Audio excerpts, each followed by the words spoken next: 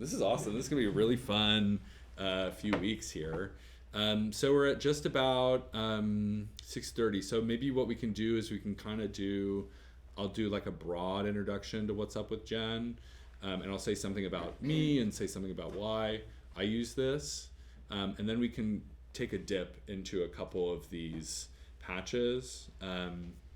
We can take a break at some point, get some air, whatever, like maybe 5, maybe 10 minutes, and we'll come back and we'll get back in. And if everything goes well, we'll make it to the end. Well, maybe not if everything goes well. Actually, if things can go well if we have a lot of questions and we get stuck in the way. But maybe we'll get to the end of the patches that I send out. That would be cool. So yeah, I'm Garrett. My background is my bachelor's is in music. I was a cellist. I studied as a cellist. I became an improviser. Like that became a little bit more interesting than playing Bach. The Bach is really great too. I took my first Max class in undergrad, probably Max 5, I think. And then I didn't touch it for a while. I spun off into the humanities. And I sort of found a way to inhabit the walls of academia for the last 15 years, like a little rat, you know. I like come out at night and get the cheese that the administration has left, you know. So yeah, I was in the humanities for a bit, and then I started picking up. I actually joined a laptop orchestra, and everybody was using Max, and so that was really exciting. And they were like, "Oh, well, we can do like a laptop orchestra. You can do anything, right?" Okay, great. So I started thinking about the computer and thinking about code as this like transcoder between mediums. So like you could take light and turn it into sound, you can take sound and turn it into light, or turn it into video, or turn it into haptics. And then yeah, I transitioned to becoming a more general media artist. So I worked really intently for a while with Max, 6 or 7 years. And then I was working on another project, a big writing project that has to do with academia. So I basically Word was my practice, right? Like Microsoft Word was my coding environment. Like I was really good at Word. It's hard actually. Word's hard. And then I finished that, and it was the end of the pandemic, and I wanted sort of nothing to do with Word. I wanted to get back into performing. I had been a cellist. I liked the sort of materiality of and the sort of gestural immediacy and embodiment of being with my instrument, but it felt like another chapter of my life. So by cello, I just can't open the case, right? It's just too much baggage. It's haunted. So I was like, okay, well, I'll get back into Max, but I'm so tired of looking at a screen. I'm so tired of looking at a screen. I look at a screen all the time. And so I thought, well, I'll get into modular, you know. And then I looked at the price tag and I was like, fuck, that's so expensive. That's insane. It's like for one? That's wild. It's so crazy. And so then I was like, well, I'll solder them myself, right? And I started doing that, and I started actually designing circuit boards as well. Like, you know, get somebody's schematic and put it in there and hit send, and then a factory spins up in China, and then they send this over to you. It comes in 2 weeks, and then you solder it together. And that was really nice. But then there's like this 2-week workflow, you know, and then you get something and it's like, you know, it's messed up or whatever. So, oh, fuck, you know, that's a lot of waste and whatever. So then I started thinking, well, you know, I did learn how to program, you know, like maybe I can use that. And around the same time, out comes this chip called, it's a microcontroller that has a specific chip called Daisy by Electrosmith. And I'll show you a little bit of this in a bit. And you could actually put Max on there. I thought, wow, that's insane. That's like what I dreamt of 10 years ago, was to be able to put this on hardware so that you can put the screen away and you can think about applications for this with installation. I'm working on a large scale installation right now that uses like 20 of these microcontrollers. And then you can reprogram them, right? So you don't have to sort of lock something in there. So that was really attractive to me. And I picked up, you know, instead of going back into MSP, the thing about these controllers is that you have to program them with Gen. And there are sort of reasons for that. I think it's because it's a reduced toolbox, right? It's sort of a small number of operators. And for the coders in the room, it also easily like compiles or transcodes over into C++, which is C sound. And so it can like lock onto that chip really quick. So that's sort of where I'm at now. That's sort of my interest. I'm going to do a little tour of some kind of material related to how I'm thinking about this class and some of the things that helped me get here. And you might take some notes. I'm happy to send them out later too. Just sort of broad level of like the gen world and some of the influences and a little bit of the culture around it. So we'll get to this book. But the story kind of starts here. I was hoping there was an image. So the story kind of starts here with this book by this person named Curtis Rhodes. And Curtis Rhodes, everyone I met in grad school had a copy of this book and they never opened it because it looks like this. It's like absolutely a paperweight. It's a beautiful book. I've literally put my computer monitor atop of it. I have too. Yeah.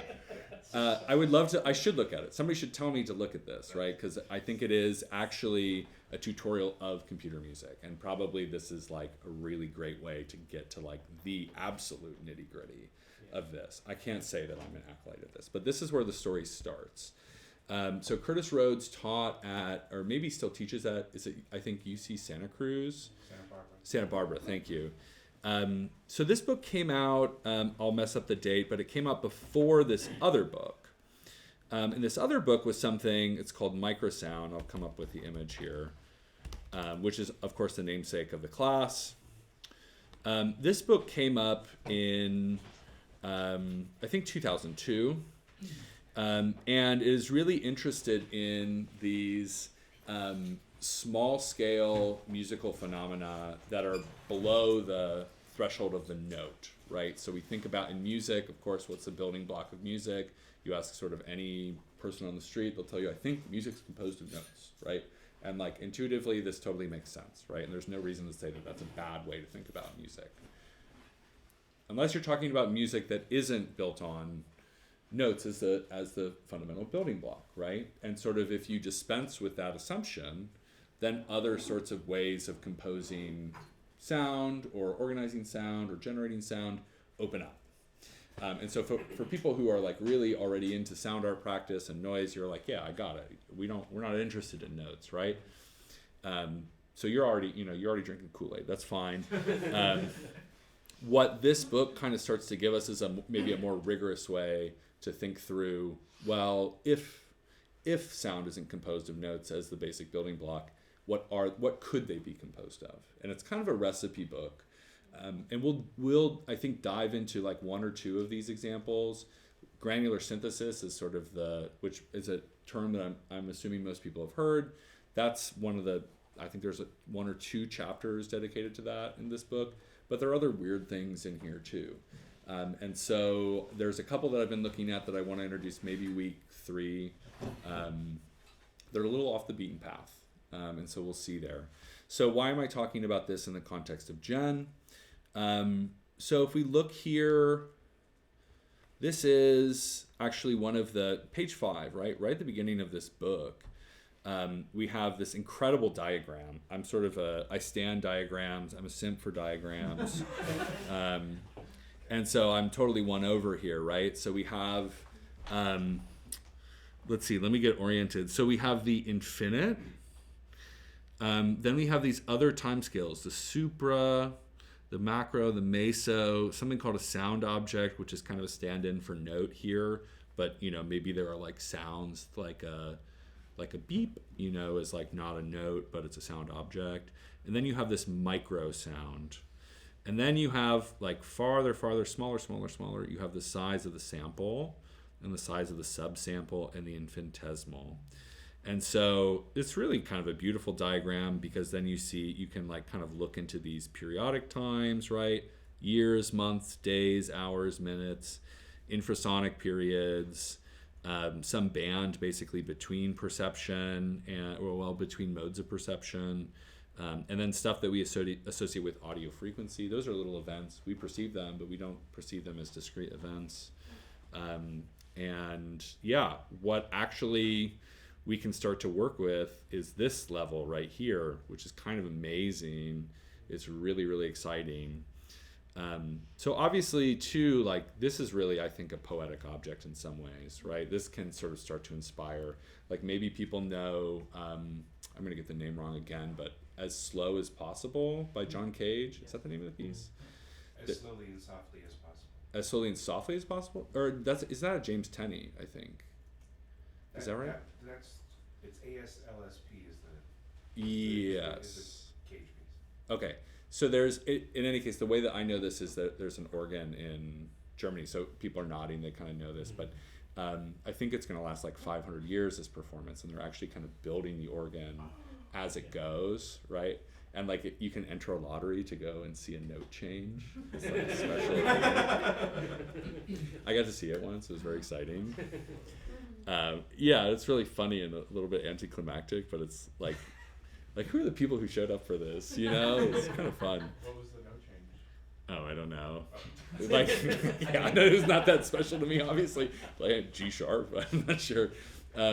If you looked at the score, you can look at the score and then look at the year, and I can tell you, oh, it's there in 2013 or 2012, and so that's the note change that I saw, I guess. Who were the people who showed up besides you? Was it like a bunch of you? It was like, yeah, a bunch of freaks. Of course, you know. I think on the Wikipedia page for it, there's actually a recording of one of the note changes. Amazing. So you can like hear the audience like shifting, and then it changes, and then it's like they don't know if they're supposed to clap or anything. Yeah. That's like could be its own Wikipedia page. Is performances where people don't know if they're supposed to clap. I think that's really good. That's super funny. But yeah, of course. So we can start to think about time scales in this way. Which, you know, if you're thinking about generative material already, you know, if you make like generative synth patches, you're already thinking in this way. So this is again like page 5 in this book. There's a beautiful quotation that is in some of the social media stuff here that comes from this book as well. Fast forward to another book called Generating Sound and Organizing Time. And so this was written by these two people, Graham Wakefield and Gregory Taylor. And I'm kind of skipping a step here, which I'll go back to, but Gregory Taylor is an educator. He's written some other books that I'm going to mention that I think are like really, they're nice, they're well designed, they're thoughtful. I think he's a good pedagogical thinker. And then there's this person, Graham Wakefield. And Graham Wakefield did his PhD with Curtis Rhodes. And for his dissertation, he made Gen.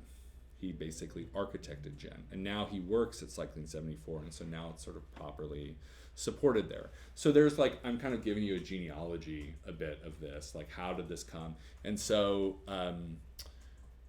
you can sort of see, maybe we're speculating, we're projecting a bit, but maybe Graham Wakefield is reading Microsound and then goes to Curtis Rhodes and says, hey, I want to do a PhD with you where I developed this toolkit for making this kind of work, which is potentially very exciting.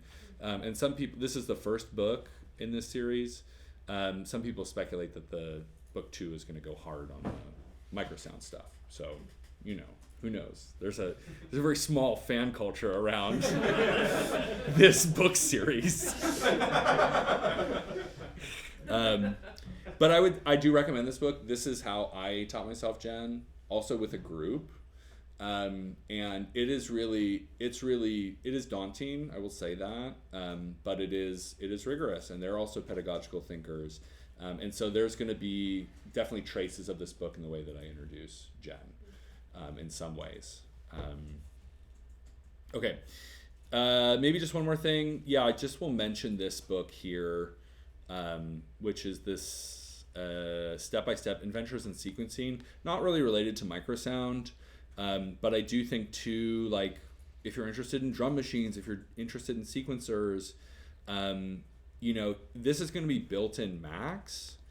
But the thing is that once you know Gen, you can do anything in Gen that you can do in Max mostly. There's a big asterisk there, but mostly you can. And stuff like sequencing, you for sure can. And the reason that I mention, you're going to kind of get a sense of how I use Gen through this course. I become like a Gen like universalist in some ways, which is to say that like I like to build everything inside one Gen patch. And I like to kind of keep, I'm like, I don't want stuff in Max. I don't want to do that. And so I will sometimes pedagogically or whatever. But here's why. This is the last thing I'll say before we get into some patches here and kind of get started. So I did mention these synthesizers that we created. And so this is called the CCAM Earth. And last May we did a workshop with these around Chicago house music. So we had a panel of people who sort of grew up around there, Dwayne Powell, May McNeil, and Tommy DeFranz. And I was doing this in collaboration with my other organizer, Muindi Fanuel Muindi. And then we had the synth workshop. And the idea was here that each group had 3 of these, or they had 1 each, basically. And they could come together and plug these in and plug them into each other's synths. They didn't need to know anything about synthesis. They didn't need to know anything about musical process. In fact, like, it's kind of easier if you just kind of like tactilely let people play and kind of discover it themselves. And people by the end of 3 hours were like doing little performances together. So it was really extremely encouraging in some ways, right? So I am the reason I'm mentioning this, I'm very like pro Gen in this moment. However, when you put something from Gen onto here, it's got to be just Gen. It's got to be just Gen. There's no Max. Yes. What do you call those microprocessors again? It's called a Daisy. And if you do like MaxMSP Daisy, it'll come up. Okay. For sure. Yeah, they're very inexpensive. It's $20. It's really very, for a microcontroller, that's made in the US, it's pretty affordable. Yeah. And we're also we're doing some workshops now too, just as like kind of a little plug, but we're interested also in like making a Eurorack starter kit, basically, also to address this affordability issue. But thinking about making a module that can be repurposed. So we've developed one of these, and probably I think in the next 3 or 4 weeks we'll have like an intro workshop coming up, or like kind of a play session, I think, as well. But yeah, we code either in C++ or in Gen, and we have some toolkits for that too. So that's like also one place where you can go with this, right? You might want to be like a laptop kid and like be rocking your laptop. That's totally fine. Gen is still going to be useful for you, for sure. Okay, any questions? Or can we get info about that? I will let you know. Okay. But generally, you can go to the ccam.world website, or like follow us on Instagram. And I think, we're almost at the point where we're like, with the workshop, we're also ready to kind of like welcome other people in and try and make it more of an open source community as well. So we're really excited about that. Yeah, Stefan? I don't want to drag us into a big tangent, but when you say that your preference is to bring as much into Gen or everything into Gen, is your primary reasoning there just have to do with the ability to do strict timing and avoid the Max scheduler? That's a great question. Or are there a bunch of other issues that I'm thinking of? Because that's like usually the divide between like the super collider community and the Max community. The super collider community is like, I know when things are going to happen. You guys have a scheduler and it's crap. Totally. No, that is great high level too, right? Because I think this is one of the things that Gen gives you is really, really super precise timing. So this is actually a great segue. But I'll say first, my sort of compulsion towards this comes from me being mostly focused on putting these onto the microcontrollers. And so that's kind of, it's just a workflow thing that I've developed. And like, I'm kind of like, this is where the like OCD stuff, coding stuff comes out. I'm like, I don't know, it looks prettier in Gen. Really. Fair enough. It's really, talk about a dark alley. But the scheduling thing's real though, right? Sure. And that's like, so generally this is a huge difference between Max, which is like, something like this, where you have MSP. Oh, is this gonna crash? That would be cool if like very first magic crashes. MaxMSP, folks. Augurs well for Wow, that was wild. Okay.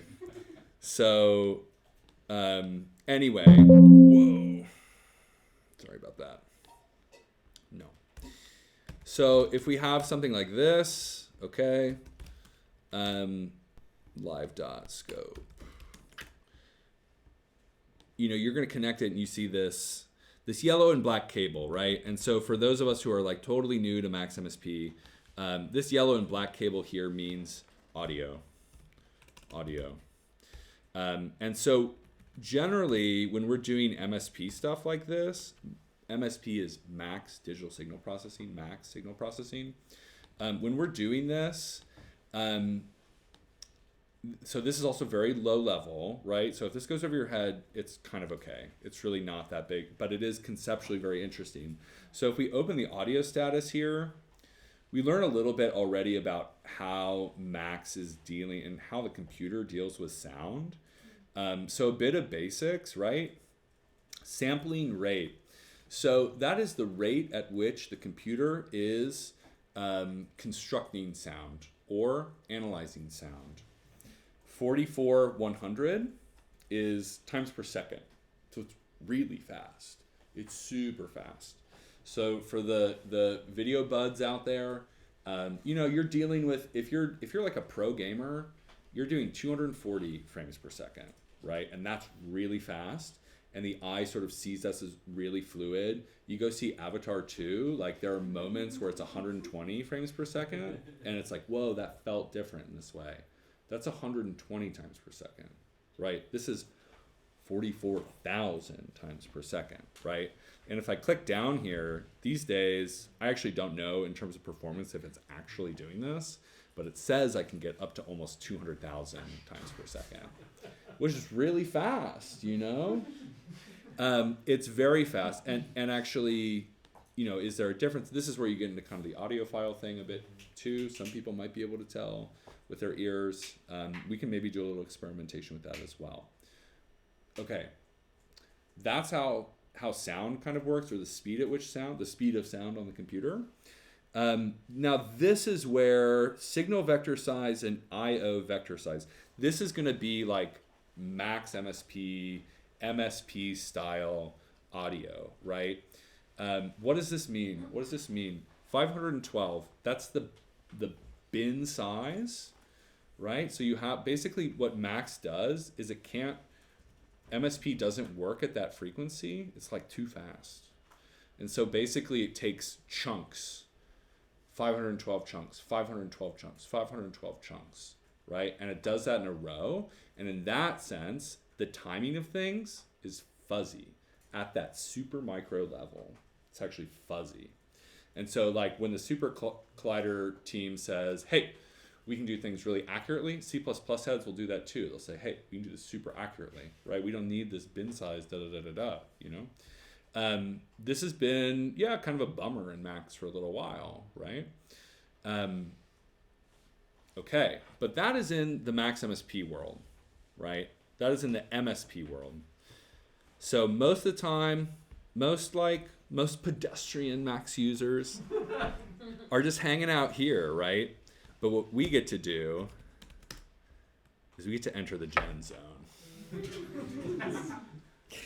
And the gen zone's got a little spin, there's a little zhuzh here, which is that the programs and the algorithms that you write inside here are executed, I'll just say this, they're executed at sample rate, which means they run that many times per second. Now there's a little bit of finessing that goes on behind the screen where it's like, well, if we don't have to do an operation, it's going to optimize this way. So, but that's like, just like, that's a footnote, okay? It runs that many times per second, right? So we have to actually think about sound a little bit differently. We need to think about timing a little bit differently as well. Some of the things we're going to see that we know from Max, we can take over. But a lot of the functionality, a lot of the objects we learn to use and love aren't going to transfer over here. So you have to kind of DIY. You have to build it yourself as well, which is exciting. It's a bit intimidating, but it's also rewarding. So, Any questions? Yeah. Is Gen? I feel like I often see Max for live patches where someone's like, I made this, but now I need to optimize it for CPU usage because I want to sell it.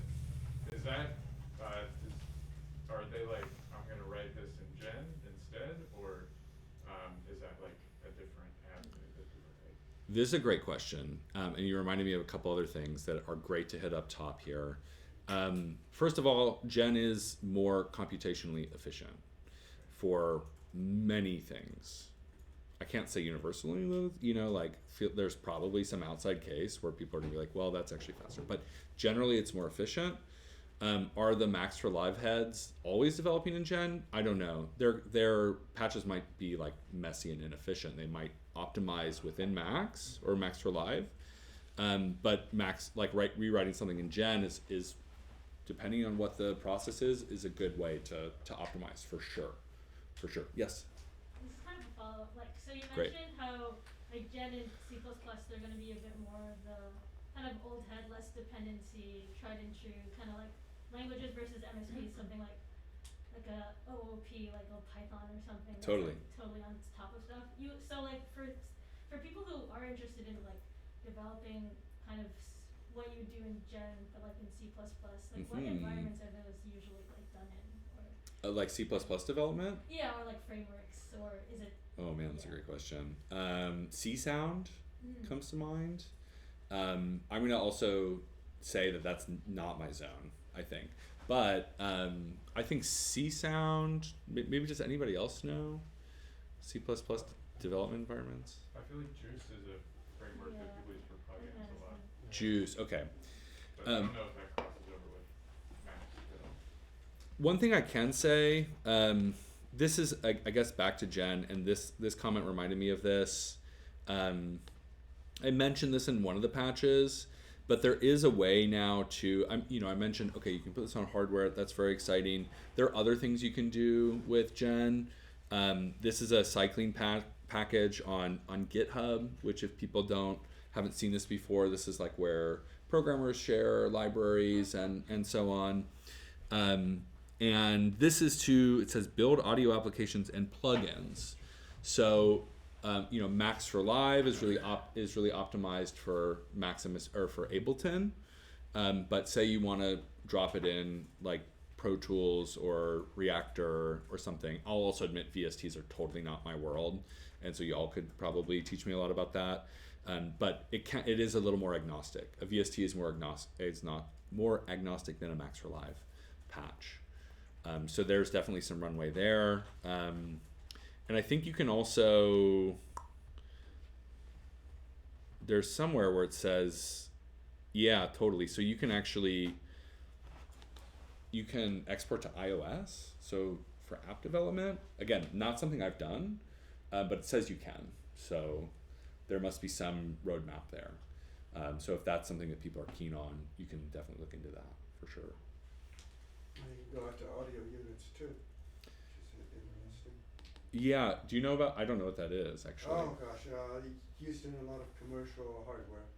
Oh, that's promising. Oh, I think it also, that's like Max version of a VST. Oh, that's right. Is that like the, That's right. Yeah. like if you go here, it says like AU, something like that. I think I remember seeing some. Okay, cool. Any other questions? Please. I'm sorry, could you reiterate once again what the IO vector size is? Is that like is that like every single process that you do to a given signal takes 512 samples to do it in? I guess I'm just a little bit foggy as to what that specifically means. Yeah, I mean, so IO vector, okay. So IO vector has to do with inputs and outputs of the sound card.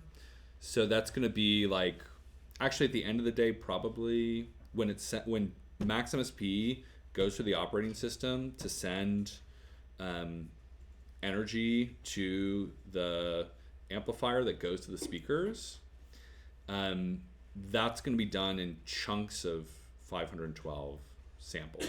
Okay, so is that latency? It's like a buffer size. Okay, Thank gotcha. you. That was Well, the it would buffer. be, it would be Thank you. latency also, 512 divided by the sampling rate. Yes, right. So there would be at least that, exactly. So there would be at least that bit of a lag. Okay. 512 samples, which, do the math, is less than a tenth of a second, I think. Way But slow.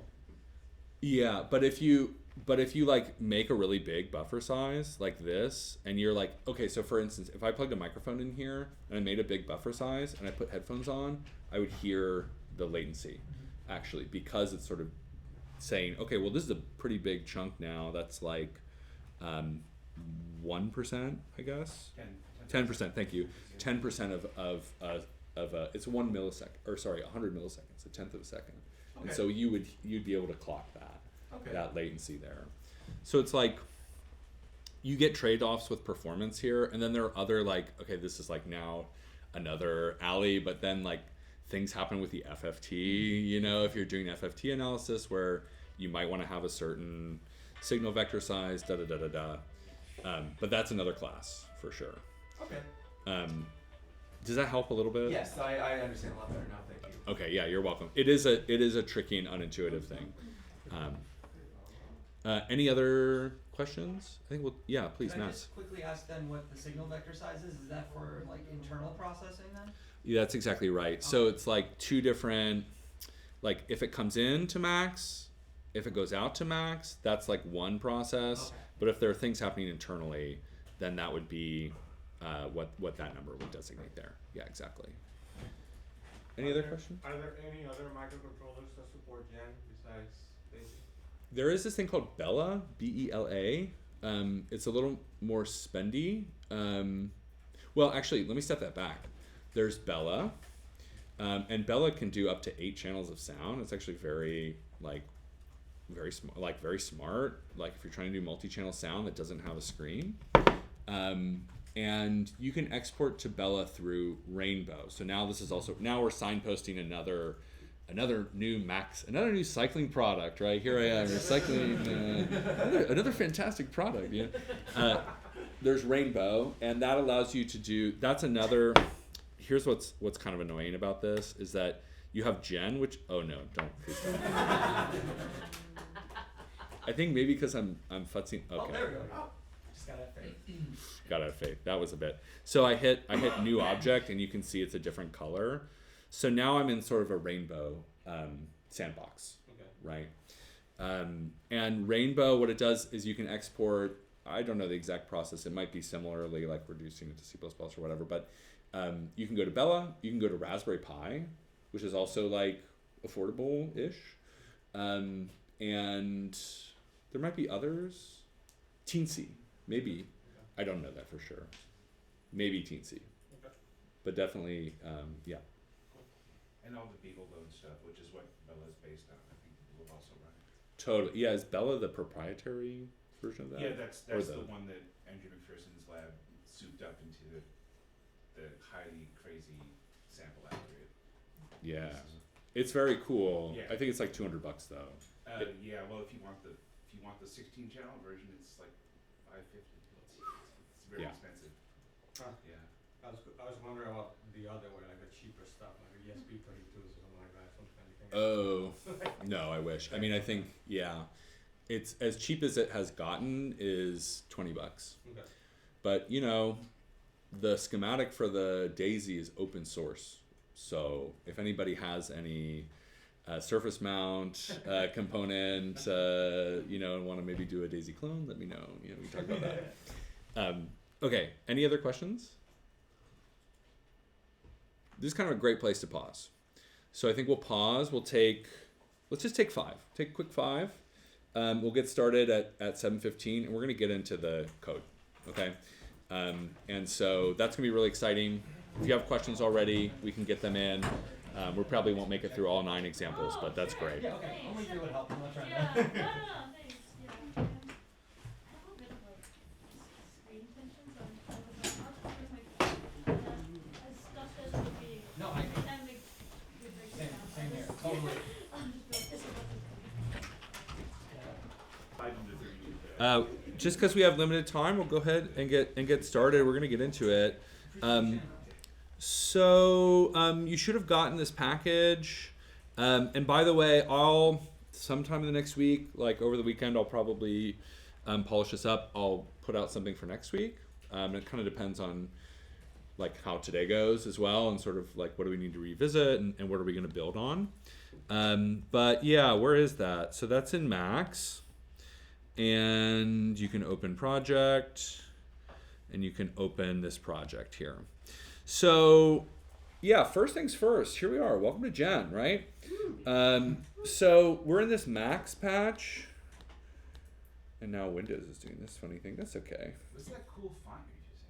Yeah, What's that cool font? I mean, well, that's the question everybody wants to know. Okay, look, you're trying to avoid learning Gen, I see. Hey, what about the fonts? It's like a setting. The fonts are important. You're a word expert, right? That's right. Well done. This is Bondschrift, you know, just because I got to be a little bit different. Some casual.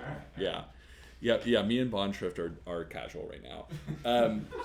Okay, so each one of these opens up, and, you know, despite my inclinations, we do have to have some kind of things related to, that are in Max, right? So we're going to talk a little bit more about some of these really important visualizations, because the thing about the Gen world is that you can't like hook up a message object. This is a standard thing. Like, it's the console log of Max. Is you have a message object and you look to see what the data coming out is, right? You can't do that inside here. You can't visualize anything inside of there.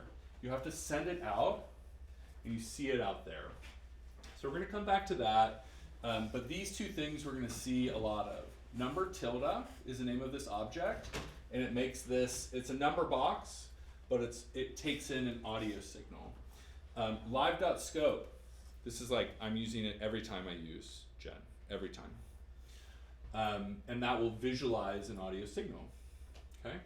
And then sometimes we want to hear the sounds. Sometimes we don't want to visualize them. Sometimes we want to sonify them. So we do that, you know, you can usually use, I use this live.gain, and it goes out to the DAC, okay? Another couple of things here. We notice that nothing's really happening right now. Like, we have these visualizations, but nothing's really happening. So unlike Max, where like in Max, I can do something like this, and I give it some value, and this is gonna run. And that runs whether or not digital signal processing is on, right? So anything that is inside of Gen needs digital signal processing to be on. So how do we do that? In the first few examples, I've left this here just as like a reminder. You know, hey, if something isn't working, it's probably because DSP isn't on. So if I turn it on, now something happens, right? Turn it off, it stops, right? So it's audio on, audio off. Another couple things before we like really dive into the Gen world here. We're sort of still like circling, we're orbiting the Gen world. We're ready to send our landers down. How do we send stuff in, right? So with many Max objects, like, so for instance, something like Metro, I guess is kind of a good example, right? I can say, I can give it no value, and here I can put in this start and stop, and here I can put in probably a number. Oh. Okay. It's okay, mine crashed too. Same. Oh. Mine crashed too. Too much Max in the room. Too much. Yeah, this is the Max retrograde. Is that anything? Is that anything? Well, the Zodiac into this. The Zodiac pulled us into this. Okay. So, all right. So this is what you don't want to do. You don't want to not give this a value, I think, because then it goes crazy. So, you know, here we can just go and look. Here's this gray. Everything's gray, right? everything's gray going in here. We can set the metronome time interval, right? So people know this, right? But I can just put this in here, right? And these are called integers. These are called max control data. You know, I could also do something like print. We like to print. We like to see what's up.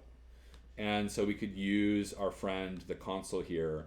And like, there's many ways that we can do this, right? But these gray things, these gray patch cables, Jen's not going to know what to do with them. In fact, it might even give us an error. I wonder if it does. Be nice if it did. Let's see if it does. No, it doesn't. Okay, but nothing will happen, right? So you see, like generally, for some of us, we know this configuration. This is slider. If you haven't seen that, this is slider. If I make a new object, I call it slider, then I get something like that. Here we visualize this, and we sort of see, okay, the value is 84. But to go into Gen, we got to transform it into a signal. Everything that goes into Gen must be an audio signal. Everything that comes out of Gen is going to be a signal. It might be a signal that we send to our speakers to hear. It might be a signal that is a low frequency oscillator or some kind of control signal that does something else, right? We don't know yet what that is.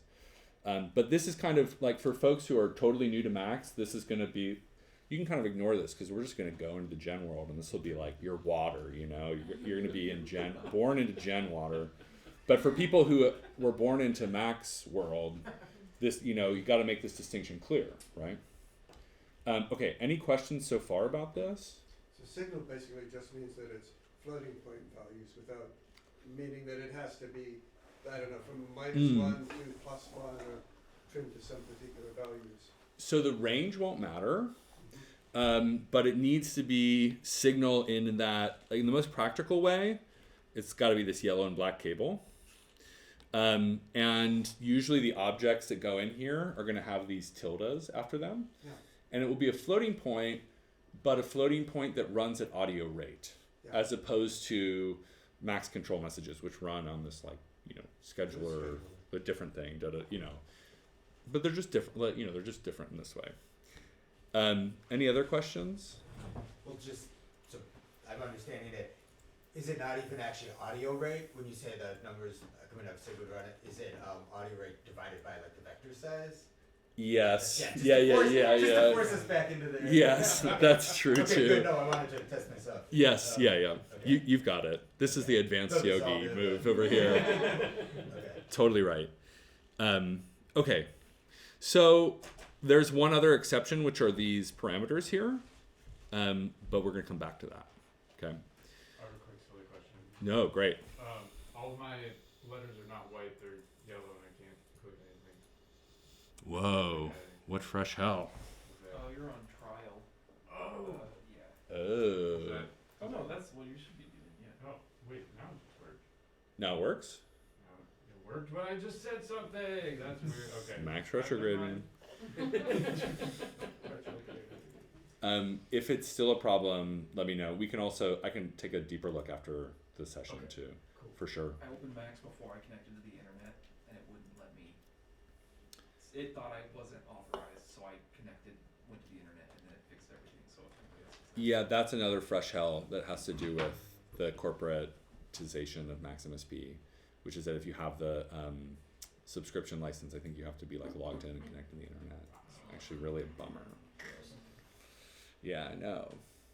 But you can put it onto microcontrollers, so it reeled me back in, you know. I was gonna get into Linux and do, you know, I was like gonna do it all from like, run on the Steam. yeah, it was gonna be permacomputing synthesis, but okay, we're not doing that. Okay, other questions about this? All right, we're going to dive in. Here we are. So we click into this, right? And we click into it like we do other sub-patchers, right? And so for people who are new to Max, like having multiple windows open is a part of the Max workflow. We're like kind of used to that. And there, you can kind of think of them as like different indentations of code, maybe is one way to think about it. But here we have, this is like kind of the basic anatomy of a Max Gen patch. So when you make a gen tilde patch, it's going to show up like this. And inside here we have these gray cables, and all the cables are going to be gray, right? There's no colored cables. Actually, everything is just gen cable. Everything is gen connection in here. And the conceptually tricky thing to get around is that everything's happening at once. Because it's happening within one sample, which is very beautiful. I think it's a very gorgeous way to think about code. But some of the other conventions about like, metro happens and then triggers this other thing, and then triggers this other thing, all that's kind of out the window. So for those of you who know a Max subpatcher, it's going to look very similar. This is maybe the most simple gen patch you can imagine, which is that it takes two signals in, it combines them, and it sends them out the output, right? When we see this plus sign, we immediately think, I'm gonna add 2 and 2, and it's gonna put out 4. It will do that, for sure. But it can do more than that too, because it's actually an audio signal. But just really quick, let's see. Let me this is all pretty, I'm gonna kind of ruin it a little bit. OCD rising. So I can do 2 plus 2 equals 4, right? So here I have my integer, boom, boom, and then boom. Oh, but that's not gonna connect because we can't use number. We have to use number tilde. Ignore all that. And now that will work. So now if I do 2 and 2, we don't get anything, partially because the audio is off. Oh, it does do. It shouldn't do. Okay. That must be a new functionality. I didn't know about that. Okay, so strictly speaking, what we should do is send these in as signals. Actually, maybe let's just say that's best practice. That's what you can always say if you fall into that hole like I just did. So now we can add 2 and 2, and we get 4, right? So if I click back in here, that tracks with what we've seen so far, right? Seem right? If I can now start to change this, maybe I make this subtract, and now it will actually automatically update, and now it's 2 minus 2, right? Okay. So this is also a very important rhythm, is like going in and back out of gen, right? Sort of seeing what's happening. I usually use like kind of a big, I'm kind of a big monitor nerd, so that's kind of one way to do this, okay? Any questions so far? It's okay, this is like, yes, please. Silly, what does the tilde before or after mean? Tilde designates that this is a max signal processing object. Okay. So it's gonna put out a yellow dotted patch cable. Okay. It's not gonna send this other thing, which is just general data. Okay. Yes? Do we need to worry about like hot and cold inside gen? No. Yes! No. Everything's hot in the gen world. Yeah, no. Everything's hot. Everything goes. Okay, that's great. Everything goes. Yes? So if everything's happening at once, do we not have to worry about right to left ordering? Precisely. All that's out the window. Everything happens instantaneously. And so there are also then like other like structures that you've learned in Max that you have to kind of unlearn a bit. But once you get it, Sense anyway. you said it, not me. As a Max salesperson, yeah. Any other questions right now at this point? Not really related to anything interesting here, but was that a Max thing that showed you how to like tile the windows, like? Or was that just I think that's this thing here. Oh, it's at the OS. There's a little. Never mind. This is a different kind of OCD, but I think thought so. it was like a new Max 9 thing where you really there's some options for tiling your stuff. That would be nice. Yeah. Maybe they should do that. I think Mac has an extension for that or something. Windows does it by default. It's one of the only good thing about Windows. Maybe. Any other questions? Okay, we're gonna keep rolling. We're gonna keep rolling here, okay? This is baby's first gen patch, right? So you might have noticed I got some emails from folks and I was touched that people were opening the patches ahead of time and they were like, hey, I got these errors. I was like, yes, people are looking at the patches I made. So some of our familiar patches, some of our familiar building blocks in Max don't go. They don't go. Everything goes in Gen except stuff that doesn't. Stuff that doesn't is stuff that has a tilde after it, because in Gen, everything has a tilde. Like, essentially, it's all audio. Bucket, that's something that has to do with data. You know, that's like a way of structuring data. We don't have that either. ZL is a group of objects that deals with lists. There's no lists in Gen. There's no lists. Ooh, now that's gonna make some things very difficult. We're gonna see how that goes, okay? We're gonna see that we have to kind of do a roundabout way of storing data. Actually, we'll see about that. And then JIT.matrix.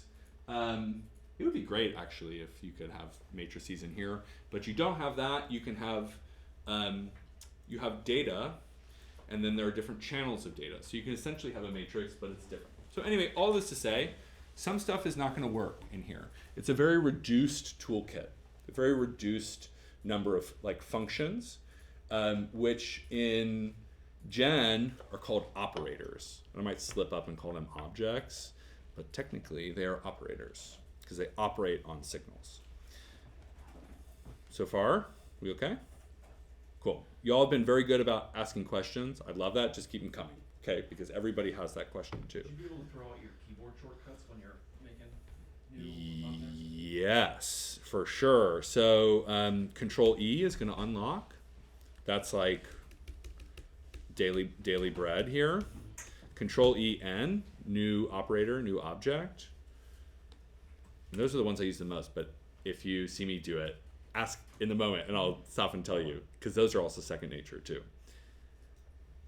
Just throwing this one in there because this is something that was hitting me as I was going through your examples. I feel like one of the biggest struggles in learning Max is that some objects index from 0 and some objects index from 1. Mm-hmm. It seems like everything indexes from 1 in Gen, but did they preserve some of that weirdness just to trip us up? Yeah, that's funny. I think mostly you kind of roll your own, and so you can roll your own where it starts from 1, you know. But like out 1, in 1, into. True. There's no out 0. There's no. That's a great. Yeah, absolutely. Outs always are numbered with. That's true. 1 base. Okay. That's true. But like sample, when we look at like places in an array, which is a data object, you start with index 0. And sample, yeah. Actually, I have one question about that, but we'll see. But mostly it's 0 based. Other questions? All right, we're rolling, folks. On to the next one. Very exciting. So this is a bit about use cases. Okay, yeah, this is just a quick point. So for some of you who are have not done a lot of text-based coding, no problem. You really don't have to do it, okay? There are some things, this was new in Gen, was like you could put this text, this code box in here, and how do you do that? When the patch was unlocked, you hit N, and you make a new thing, and you say code box, and here it comes, right? And then you can lock it, and you can say stuff, you know, I'm not gonna spend a lot of time on this, because there's only a few, I'm really probably only gonna use it a few times here. But there are some things you can do in here that you just can't do in Gen, like a for loop. You can do a for loop. Wow. Wow. It's like week 2 of programming. You can now do it in Max. Saved so many headaches in the past using Max. Yes. Fortunately, there are new headaches for you. Yeah. We have new headaches for you.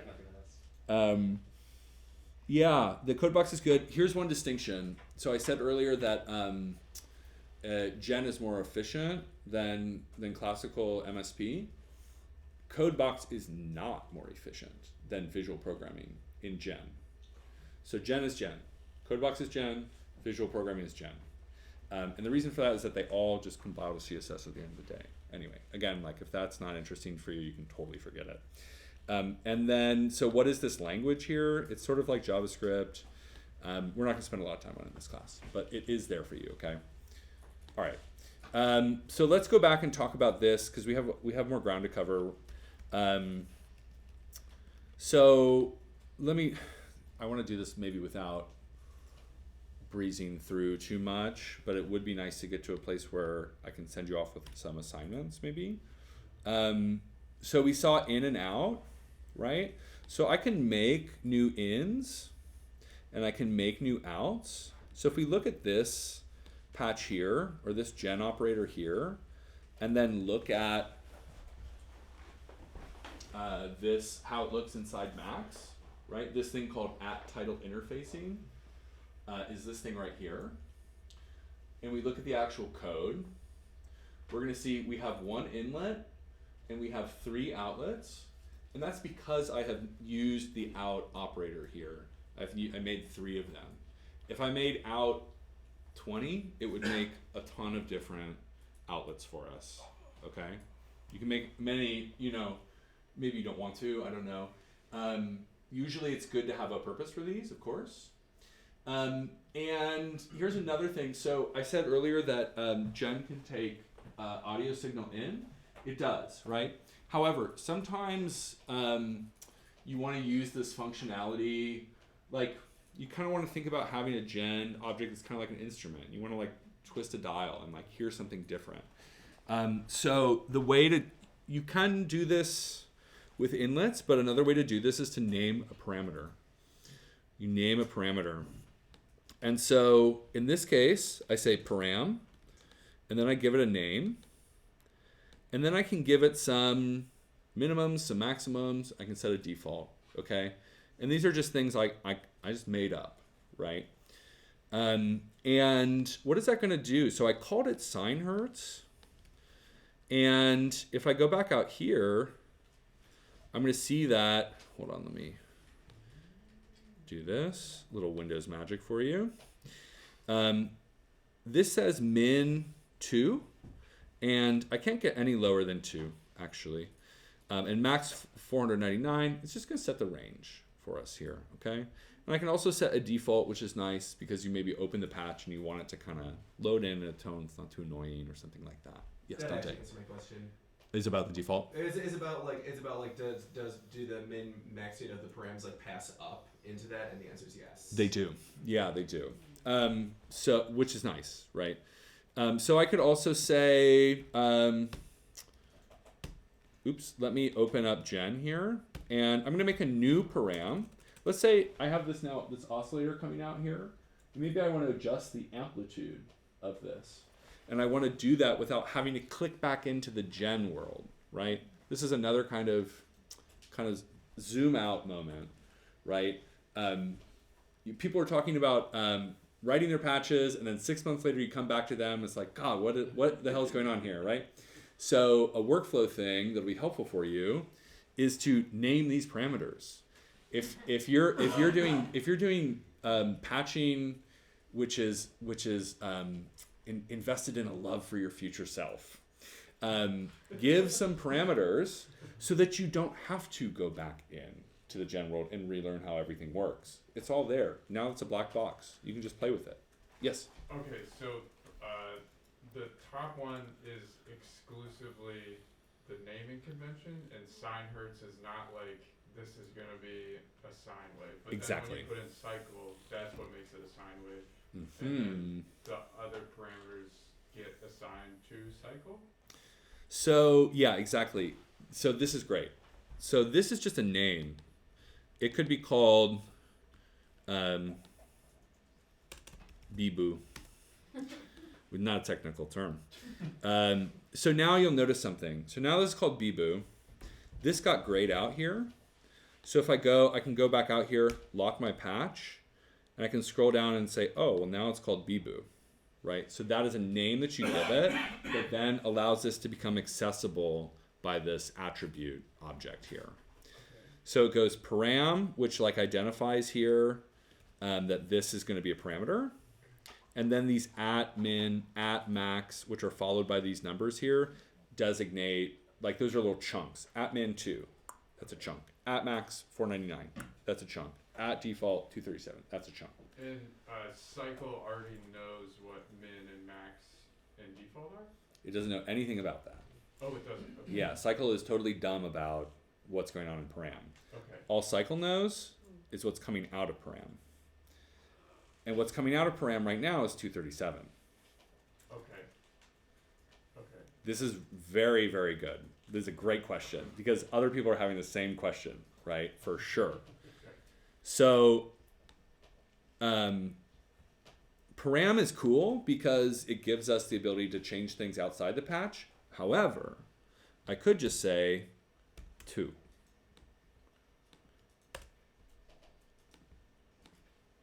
And now it's 2. Now it's 2 hertz. Now it's 2 times a second. Right? So param is convenient because I might want to change something. We don't always want to change something. But the speed of an oscillator is something we probably might want to change. Yes? In the max world, so there's VBOO and then 237 and then the sine hertz 2. What is that? Could you, so the 237 refers to the min parameter or? The 237 is going to be basically like whatever is active. Or, sorry, so this, is this what you're asking about? Default 237? Oh no, the first argument after VBOO, so which I think is like the name of your, like, kind of like your function, or the name of your parameter. The param you can think of as kind of a variable. Okay. It's a variable with guide rails. Something like that. It's a variable with a clip on it. And you can say the clip doesn't go below this, it doesn't go above this. You don't have to give this actually too, by the way. Maybe in the first example I shouldn't have done that. I could just say BBOO. Param BBOO. And then we're wild child. You know, we can just put this in here and we can do whatever. We can make it really fast, we can make it really slow, we can make it negative. There's no default now, right? You can make it negative, indeed. It's so like kind of putting the at signs, they're kind of like the, it's like the enforced type, so like enforced like ranges or something like that. Yeah, Okay. that's a great way to think of it, I think, totally. This is great. This is awesome. It's so fun because I'm like, oh yeah, param, yeah. Like, it's gonna be fine. Everyone's gonna be like, yeah, but then it's like, oh no, it's different than a variable. It's different than how things work in Max. This is really great. Thank you. I got another question about that. Fantastic. When you clicked on the menu that says BBOO now, there were a bunch of other words. Yes. Where do those, like history, blah blah blah, where do those come from? I actually don't know. Oh, because I noticed doing different like subpatchers, there's different like sets of them. Yeah, I actually That's don't weird. know. You know, attribute. Did you right click to get there? So great question. So when it is locked, you can click on BBOO or whatever and it'll open it up. Here's another thing. New, I think it's at Trui. ATRUI, attribute UI. I should have probably given an indicator to that as well. HTRUI, like so.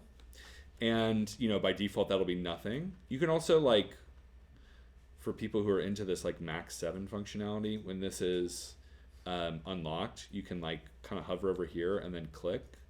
And then you can get the attributes, and then you can, like, you know, jump down here and do that like so. Okay. Yes. Sorry, one more small question. For sure. What does, so it's at negative 95 right now. Mm-hmm. Does that just mean the amplitude got flipped, or what is? It's 95 is the frequency, and negative just is a phase, is a flip. Oh, It okay. flips the waveform. Okay, gotcha. Yeah, I'm trying to like. Yeah, basically. Okay. Yeah. So you know, Max is kind of like, yeah, whatever. We'll Okay. just run at I it. didn't know It's if it was like negative hertz, and I was like, what? Yes. Right. Well, that's Gen 2. The underworld. Yeah. Okay, cool. Let's make our own param, right? So we've got this @true waiting for us. I want to make an amplitude for this. I'm going to get rid of this fixed number here.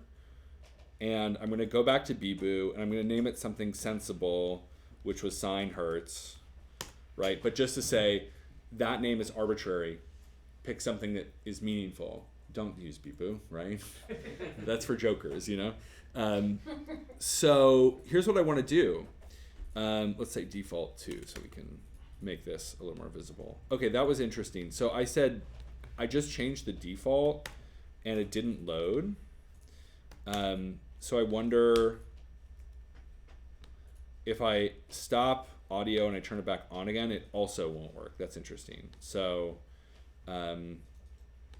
that's sort of a minor point, but we can go back and change this back to 2, okay? So I have a sine wave.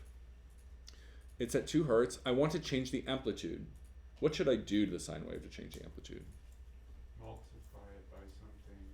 We can multiply. We can amplify it by some value. So we had plus, we saw minus. Guess what? We have multiply. And here's what I'm going to do.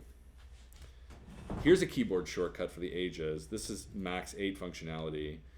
You've got this unlocked here. Watch this. This is like unlocked. I'm like clicking and dragging. Hold down shift. Whoop. No. That's for real. They made that for us. It's actually super thoughtful, I think. It's actually really, really helpful. And for new ones, you'll see. Okay, great. So here's 2 things. I am going to make it a little bit, well, let me not make it complicated so we can make some headroom or some headway here. So I'm going to say param, okay? This is a new operator. I'm going to call it amp. I'm going to set the minimum at something sensible, which would be 0. And I'll set the max at 1. And I'll set the default at 0.5. Again, you don't have to use a default. You don't have to do a min and max. But for instance, this is like a classic use case. You don't want to, you probably, in many cases, you don't want to amplify past 1. You want to kind of keep that locked in. So now I click this, and immediately, we've just amplified our sine tone by 0.5. Great. Haha. Now I can go back to the max world. I click my @true, my attribute user interface thing, and go down to amplitude. And now I can modulate this with my finger and my mouse, right? How are we doing? Okay, cool. I think this is, Sorry. yes. We're able to mix floats and integers with no issue in Gen. This is correct. Okay. Everything is a float. Amazing. Everything Oh, is a because float. it's at the signal level, yeah. It's at the signal level. Everything's a float. It doesn't care if it's a float or an integer. It assumes everything has a floating point after it, but you can also just call it an integer and it assumes it's an integer. Okay. It's sweet, actually. Yeah, that is so annoying about Max. I wouldn't know. I only use Gen now.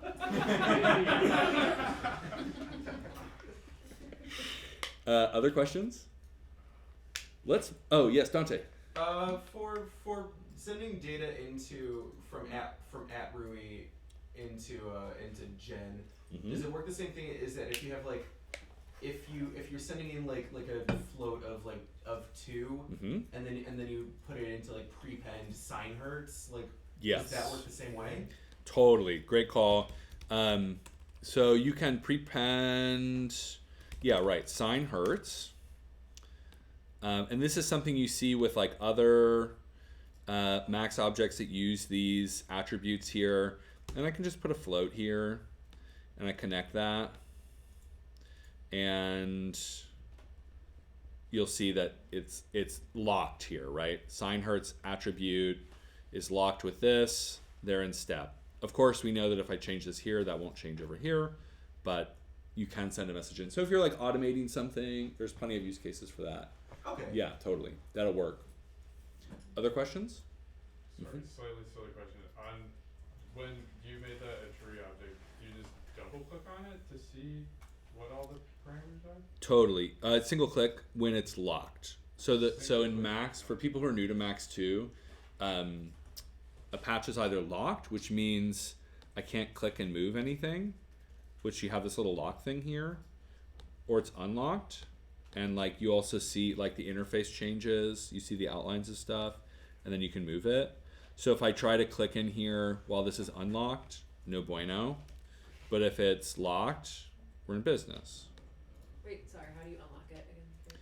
So there is this unlock and lock, or Control E, or on Mac, I guess it's Command E, Command click or Command click. on the patch, it will do it changes. Oh, Command click. Oh, I didn't know that. Command click. Super useful. It's very useful.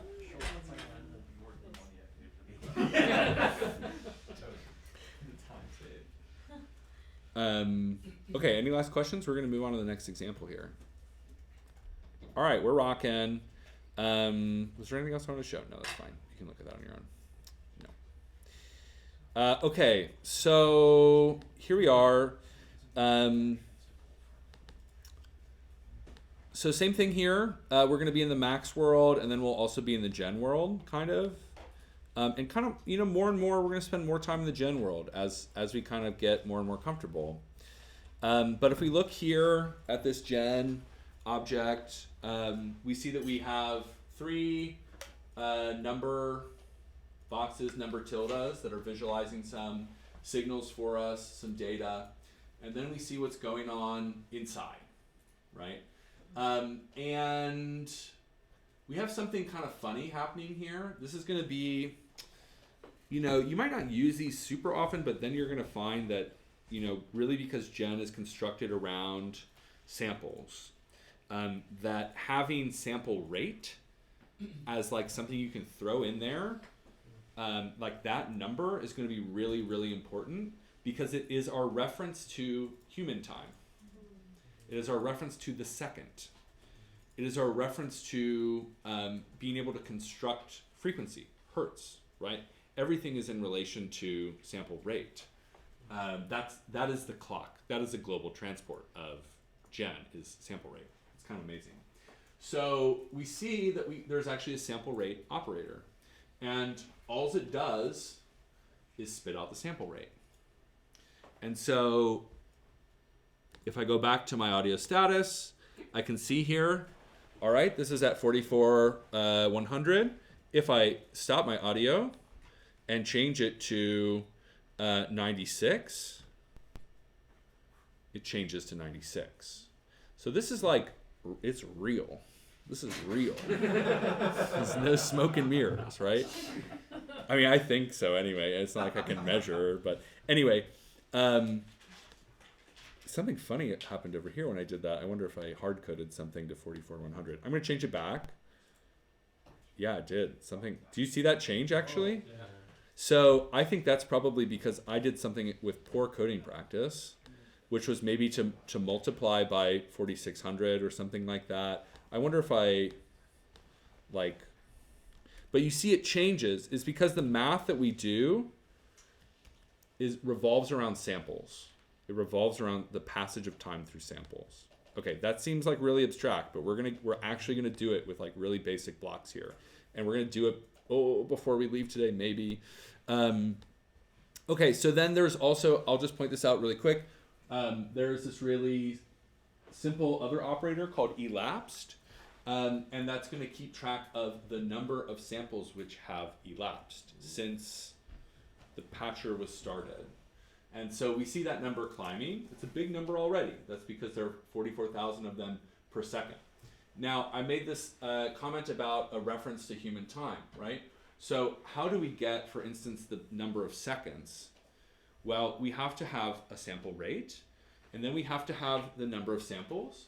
And if we divide the number of samples which have passed by the sample rate, and we round it down, we get a clock. So this is, you know, this is what you can do with a metro object and a counter very quickly, right? But we have to sort of start from these building blocks here. I'm going to show maybe one more thing, and then we can wrap for the night, maybe, because it's already 8, which is amazing. so a clock is helpful if you want to boil some pasta, but we want to do other things, right? And so, yeah, okay. We're still boiling pasta. So okay, the number of samples which have elapsed here, this is handy, but like in a musical situation, we're going to open our patch and we're going to be like ready to perform, and we got to wait for the downbeat, and then we need to go. And so like the temporality of software is like independent in some ways. So we need to make a little bit more code, okay? And so here, in this example, kind of same thing. Out one, sample rate, right? Here's that sample rate. And then this looks like the number, actually this matches exactly, right? The number who have elapsed, right? And then we have the number of seconds here. So these appear to be working exactly the same. However, if I send a pulse into Gen, it resets, okay? It resets. Now, this is basically how we can construct oscillators from scratch, right? Because an oscillator is basically like something that goes up. If it's a phasor, it goes up and then it resets. And it goes up and resets, right? It sort of loops that way. So this accumulator here is a basic building block. It's going to be a basic building block up for us of working through Gen. Okay, any quick questions? Okay, I want to be mindful of time, and it's 6 to 8, right? Okay, cool. I want to be mindful of time. This has been an awesome session. It's really great to get to know you all. The questions are amazing. I'm bummed that we haven't gotten through more, but we've got next week. We've got another week and then another week. So here's what I'm going to say for homework. Is to continue to run through these and click through them and sort of see. I've left some notes here as well to kind of like, give a little voice to these to maybe help walk you through, and see if you can get to the 9th example and see how things kind of come together. And then I think one thing that would be really nice is just start thinking about like, okay, there's a lot of code in all these examples already. What can you grab and like, throw in with another bit of code that you have here and cook up something else, right? You're going to get to the point where there's like an envelope, which is going to like do something to a sound, right? And so can you make an envelope with a kind of sound that isn't being used, and can you structure it in your own way, right? Just try to cook something up yourself, right? Is basically what I'm asking you to do for next time. Just to kind of, we're not gonna like share it back or anything. There's not gonna be any evaluation, but like trying it out and being frustrated by this process and like having to kind of go back and go through it. That's what we're up to for sure. Okay. With that, I'm going to thank you all for a fantastic first session. It was really exciting. Appreciate all of your contributions, and we have an awesome group. I'm stoked for next week. Thank you all. I'll hang out around for a little bit if there are questions. I also want to be mindful of our hosts' time here too, so I don't want to hang around too long. And maybe if folks can help them tear down, that would be cool too. Big thanks again to ESS and Kate and Alex. Thank you. Okay, good night, folks. I have to ask, are those the No, I wish they were. I get that sometimes. Yeah, these are like it's an Adidas shoe, and when I ordered them, they accidentally sent me 2 pairs, which means I got a second one under my bed, just waiting to go,